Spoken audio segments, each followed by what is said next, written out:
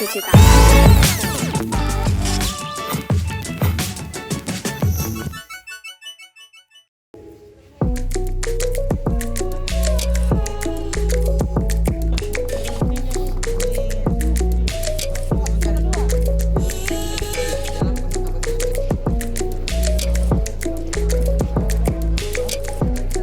Assalamualaikum warahmatullahi wabarakatuh. Kembali lagi dengan saya Dewi, jurnalis harian Fajar. Nah, kali ini di samping saya sudah ada Pak Ade, selaku PLT Kabid Humas Pak ya di Polda Sulsel. Nah, kita mau tanya-tanya terkait vaksinasi yang dilakukan sama Polda Sulsel sendiri.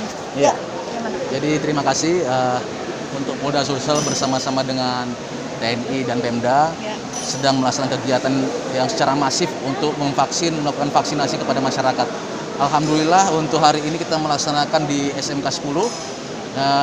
Target hari ini untuk di SMK 10 saja kita berharap bisa mencapai 500 orang.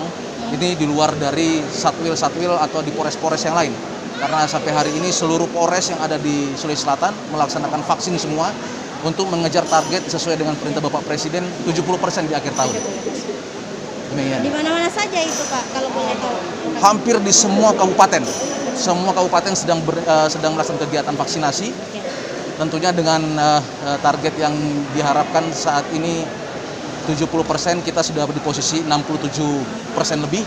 Mudah-mudahan di akhir tahun bisa terpenuhi sesuai dengan target dari pemerintah pusat. Kalau untuk cara menggait masyarakat sendiri Pak, seperti apa? Apakah ada cara-cara unik? Iya, jadi untuk mengajak masyarakat supaya aktif untuk mau divaksin, dari Polda Sulsel sudah menggunakan cara-cara yang luar biasa menurut saya. Kita menyiapkan ada hadiah-hadiah, walaupun itu tidak mahal tapi itu sangat berguna buat masyarakat. Itu yang kita siapkan untuk menggait masyarakat supaya mau divaksin. Oke deh, siap. Terima kasih banyak Pak. Sama-sama. Atas waktunya, ya. Terima kasih banyak. Sekian dan terima kasih. Assalamualaikum warahmatullahi wabarakatuh.